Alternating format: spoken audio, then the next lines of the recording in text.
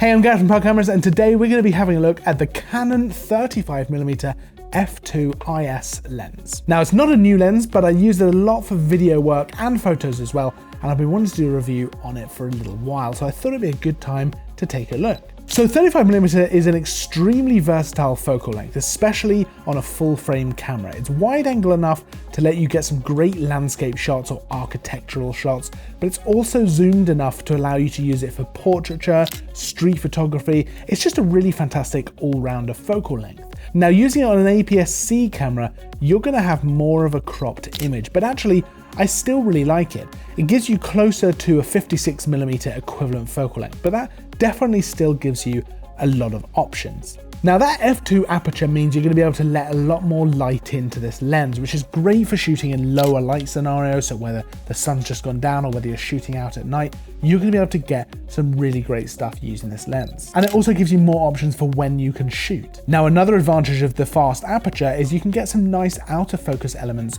in your shot, and honestly, I really like the look of the bokeh with this lens. It's nice and smooth, and I think very pleasing to look at. Now, one of the main reasons that I use this lens so much for video work, and one of the biggest selling points of this lens, is the image stabilization. This works so well on this lens, it makes a huge difference to shooting video handheld. Being able to get smooth, stable shots is so much easier with the IS turned on, and it really is impressive. It works so well and allows you to get some really great shots, which just frees up your time, gives you great workflow because you're able to shoot handheld. Now, image quality wise, this is another area where this lens performs really well. So shooting wide open at f2, as I mentioned before, you can get those nice out of focus elements in your shot, but otherwise it's a nice sharp image. But if you stop down to f2.8, you're going to get some really incredible sharpness right the way across your image. So not just in the center, but out to the edges as well. You're going to be able to get some nice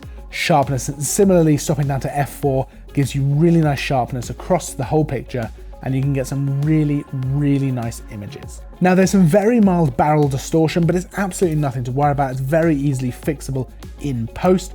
And there's also a bit of vignetting as well, especially when shooting wide open at f2. But again, this is so fixable either in camera or later on in post. Now, in terms of design, the lens itself is actually pretty small and lightweight. It sits really nicely on the front of the Canon DSLRs or the APS-C cameras as well. And it's nice to use a lens that isn't super heavy. Now, the manual focus ring is nicely weighted. There's a good bit of weight to it there. So if you are manually focusing, it's quite easy to hit your focus because it's not too loose. It feels really nice actually. Now, ultimately, I love this lens. I shoot a lot with it for video, but it's also great for photos as well. You can get some really nice stuff on it, and that image stabilization is just such a huge part of why I really like this lens. It works really well on the Canon full frame cameras and on the APS-C systems. It gives really great results, and it's not gonna break the bank. Now, if you have any questions at all, you can pop them down in the comments below. We'll do our best to get back to you as soon as possible. If you liked the video, hit the like button. Make sure to subscribe if you're not already. I'll see you in the next video, and as always, thanks for watching.